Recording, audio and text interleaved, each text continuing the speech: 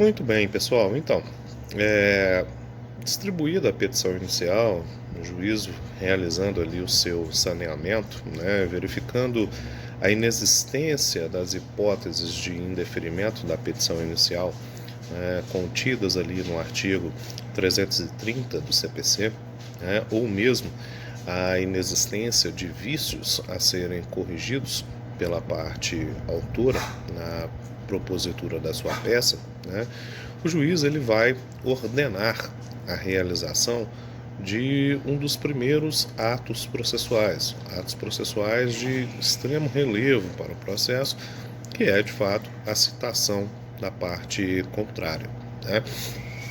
No que se refere à citação, muito importante retornar ao capítulo das nossas aulas que versam sobre a comunicação dos atos processuais. Verificar ali quais são as espécies de citação que são previstas dentro do nosso ordenamento. Nós sabemos que temos como regra a citação postal. Essa citação postal é uma das citações de maior eficiência e maior aplicabilidade prática, dentro do processo. Nós temos a citação por mandado, que é realizado através de um oficial de justiça. Essa citação ela pode ser uma citação por mandado, ou ela pode se converter também numa citação por hora certa, que é, de fato, uma necessidade, muitas vezes, que o oficial de justiça tem que realizar para conseguir concluir o ato processual. Nós temos a citação que pode se dar por edital, a citação eletrônica. A citação por edital ela é uma citação sempre que as partes interessadas elas não têm conhecimento de onde o réu se encontra, ele está em local incerto, em local não sabido, e, consequentemente, há uma necessidade de publicação de um edital para tentar citá-lo. Okay? Nós temos a citação eletrônica, que é uma integração dessa tecnologia da informação ao processo, notadamente as grandes empresas que são agora constituídas, e os entes públicos, eles recebem todas as suas citações por meio eletrônico, eles já são ali citados na pessoa do seu procurador, devidamente ali cadastrado para recebimento desses atos de citação eletrônica. E nós temos também a citação feita pelo escrivão ou pelo chefe de secretaria quando o réu ele comparece à vara do juízo para coletar alguma informação, e naquela oportunidade ali o escrivão tem a condição de promover o ato de citação. Okay? Então vale a pena fazer aí a leitura das formas do ato de citação, quais são os requisitos que devem conter na citação, e quais são as espécies dela.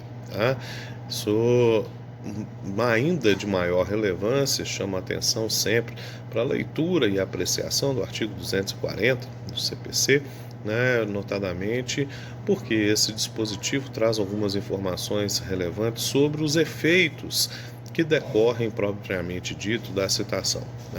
Nós temos lá que a citação ela tem o poder de suspender o prazo prescricional, os prazos decadenciais também. Nós vamos ter ali a caracterização da litispendência, como estabelecida ali, propriamente dito pelo ato de citação. Ele induz litispendência e torna também litigiosidade da coisa. Nós vamos ter ali a litigiosidade da coisa demandada como efeito correlário decorrente ali da própria citação. O réu ele é citado, via de regra, naqueles processos que comportam a conciliação, para vir a comparecer em uma audiência de conciliação e mediação. Okay? Nós estamos dizendo que a audiência de conciliação e de mediação vão ser sempre realizadas naquele processo que comporta autocomposição. E isso pode ser realizado, inclusive, sob direitos de cunho indisponível. Tá? Não é porque o direito ele é indisponível que a autocomposição ela não possa ser realizada. Né? Por exemplo, eu não posso dispor do meu direito a alimentos, né, se for um menor. Né? Mas a autocomposição ela ainda assim pode ser realizada. No que? No que tocante, né, ao quantitativo dos alimentos, a forma de pagamento desses alimentos, a data de vencimento desses alimentos. Né? Então, mesmo que um direito ele seja indisponível, ele pode comportar autocomposição. Alguns direitos não comportam autocomposição. É o caso, por exemplo, né, da fazenda pública. Né? A fazenda pública, para compor em juízo, para celebrar um acordo, ela tem que ser previamente autorizada por lei para a realização dessa autocomposição. Então, muitas vezes não há possibilidade da autocomposição, essa audiência não vai ser designada. Mas, via de regra, né, sendo possível a autocomposição, o indivíduo ele será citado para comparecer a uma audiência de conciliação e de mediação, hipótese que, não desejando essa audiência de conciliação ou mediação, poderá peticionar em juízo dizendo, informando ali que não deseja participar dessa audiência de conciliação e mediação. No caso, né, das duas situações, ou seja, o caso específico das duas partes não desejarem a conciliação e mediação, nessa situação específica, né, essa audiência ela será cancelada e o prazo para oferecimento da contestação começa a correr para o réu, tão logo houve o protocolo da petição, né, informando que não deseja participar da conciliação ou da mediação. Okay? Se as partes participarem da audiência de conciliação ou mediação, elas têm a oportunidade de fazer um acordo ali sobre o objeto da demanda. Esse acordo ele pode ser integral ou ele pode ser parcial, ou seja, ele pode compreender toda a demanda ou apenas parte dela. A situação também de as partes não conseguirem, né, obter essa conciliação ou a mediação, né, sobre o caso que está sendo exposto. Nessa situação, né, se as partes não conseguiram chegar num consenso sobre a lide que foi estabelecido, começa, né, a correr ali, né, no encerramento dessa audiência, começa a correr o prazo para que o réu ofereça a sua contestação no prazo de 15 dias. A contestação é uma das formas de defesa do réu no respectivo processo. Né? A contestação, então, ela é conhecida como resposta do réu à peça inicial que foi distribuída. Vamos verificar alguns pontos específicos da contestação. A contestação ela está para o réu, né, assim como a petição inicial ela está para o autor. Então, na sua estruturação, elas são até mesmo bastante semelhantes, muito embora a contestação ela tem uma ordem diferente, né? Ela tem uma ordem já pré-estabelecida para a sua realização. Vamos lá. A contestação ela também pressupõe um endereçamento ao juízo, né? Agora já identificado, porque como o processo já foi formado, né? No momento em que se recebe a petição inicial, já temos ali a indicação de qual juízo é o responsável pelo trâmite daquele processo. Em seguida, nós vamos ter a identificação dos autos processuais, que é o número deste processo, e a identificação das partes, né?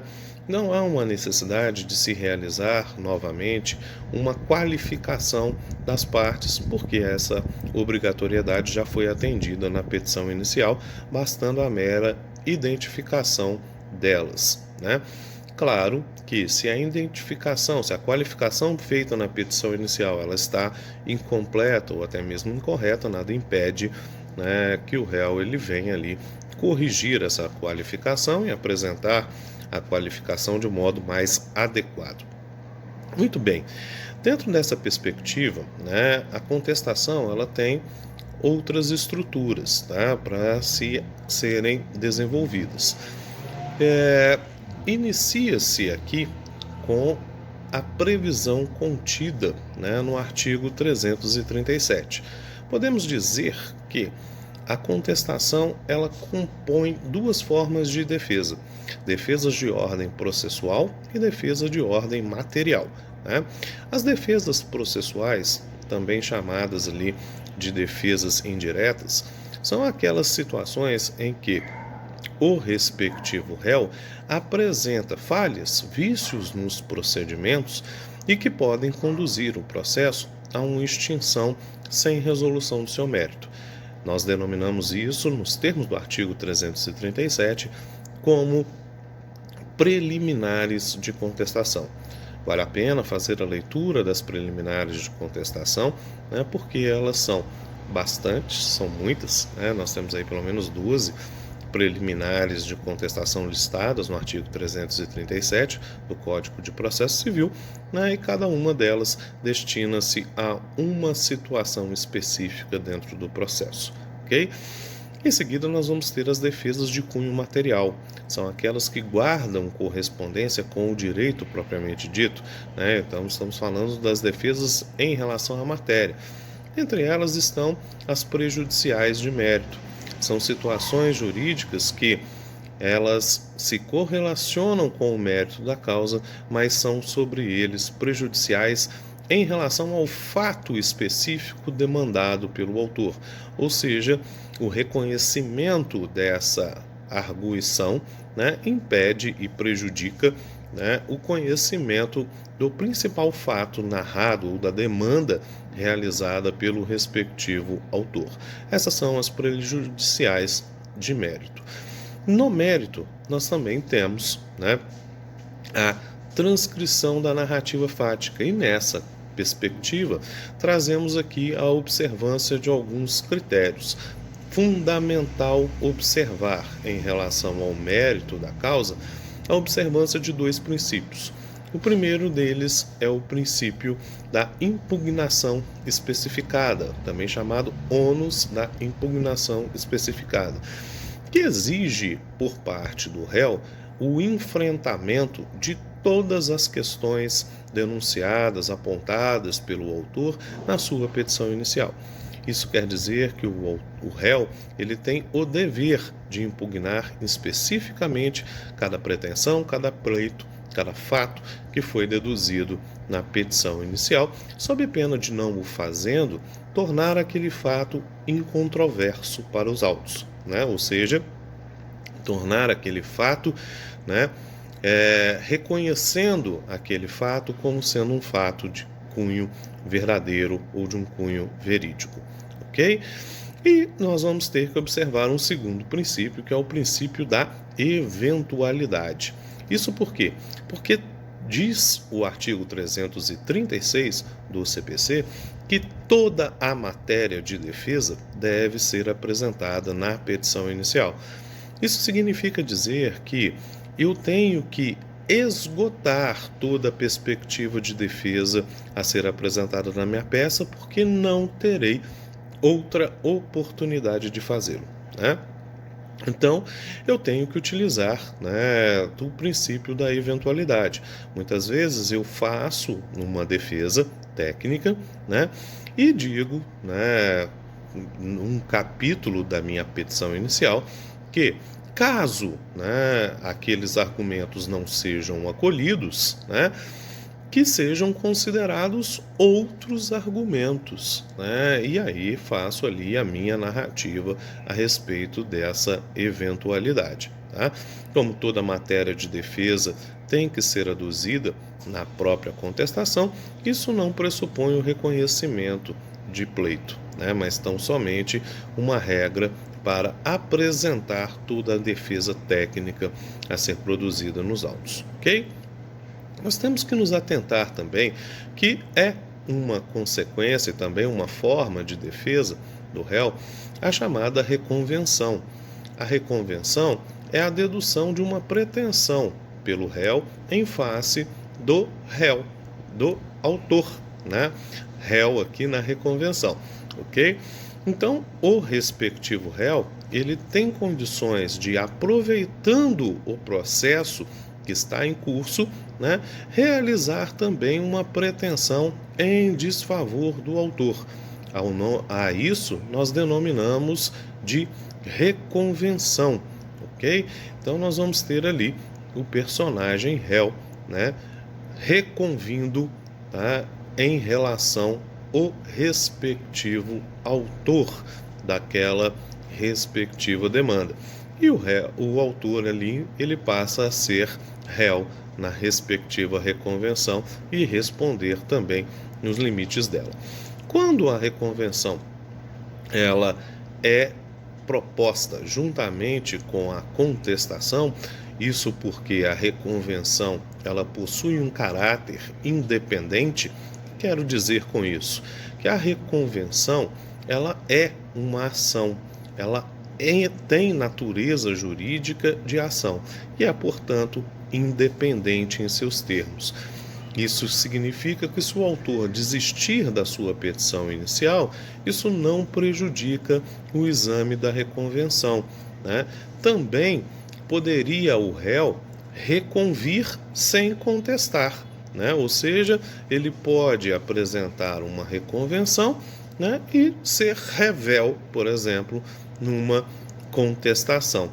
Tá? Isso porque as peças são autônomas, as peças são independentes. Quando apresentado juntamente com a contestação, elas vão comportar julgamento conjunto. Isso significa dizer que, né, a respectiva petição inicial, tá, que é o pleito da petição inicial, será julgada juntamente com a reconvenção. Tá? Há hipóteses em que esse julgamento ele pode ser feito em separado, como por exemplo, né, no caso de indeferimento da petição inicial de reconvenção. Né, quando o pleito da reconvenção ele é indeferido, por exemplo, né, não é admitido, nós temos ali, no caso, uma decisão interlocutória proferida dentro do processo, que vai desafiar um recurso de agravo de instrumento. Quando julgada conjuntamente, né, tanto a petição inicial quanto a reconvenção, nós vamos ter uma sentença, né, e esse recurso vai ser atacado através de uma apelação. Né? Então nós vamos ter ali a possibilidade disso. Além de reconvir, né, o réu ele tem que aduzir as provas que vai produzir dentro deste direito para comprovar os fatos modificativos, impeditivos ou extintivos, ou de fato se opor, né, em face da pretensão que foi deduzida nos autos, ok? E nós vamos fazer ali o fechamento da peça com os requerimentos finais. Requerimentos finais de acolhimento das preliminares, prejudiciais, acolhimento no mérito e improcedência da petição inicial, né? E acolhimento, se for o caso, do pleito reconvencional que foi deduzido no processo. Tá? Fecha-se ali com a indicação, né? Nesses termos, pede requerimento, local, data em que está sendo apresentada a contestação, a assinatura do procurador responsável, né? Com a indicação de sua ordem, de sua OAB. Ok? Então, essas ali são os elementos da contestação, ok? Que vão estar ali presentes. Se o réu ele não contesta o feito, ou seja, se ele não apresentar a contestação ou apresentar esta contestação fora do prazo processual necessário ali para a sua propositura, esse réu ele pode sofrer, ele vai sofrer os efeitos da revelia, né? A revelia é uma espécie de contumácia. Contumácia significa dizer que a parte autora não cumpriu um ato processual que lhe competia dentro de determinado prazo, né? Operando-se ali, então, sobre aquele fato, a preclusão, ou seja, ele não pode mais apresentar aquela peça, desenvolver aquele ato processual, ok? A revelia, então, é uma das espécies de contumácia aplicáveis agora ao réu do processo, ok? A revelia, ela tem como uma consequência lógica de seus efeitos, né, a chamada presunção de veracidade sobre os fatos aduzidos pelo autor na sua petição inicial. Como via de consequência dessa presunção de veracidade, né, se o réu ele não tiver procurador constituído nos autos, o processo, a partir da decretação de revelia, ele corre, né, sem a necessidade de intimação pessoal dos atos processuais, mas tão somente a sua mera publicação. Então, os prazos processuais eles fluem dentro dessa perspectiva. Tá? Além disso, tá, a decretação da revelia ela pode induzir ao julgamento antecipado do processo, né, quando o réu ele não se apresenta no processo e não requer a produção de provas. Tá? Se o réu ele está no processo, inclusive com o procurador, ele será intimado dos atos processuais e poderá requerer provas a serem produzidas nos autos. Ok? A revelia ela não induz os efeitos de presunção dos fatos narrados na petição inicial em algumas situações, como, por exemplo, naquelas situações em que o direito ele for indisponível. Nas demandas em que o direito ele é indisponível, ou seja, se eu não posso dispor da coisa, eu não posso presumir que os fatos narrados sejam verdadeiros.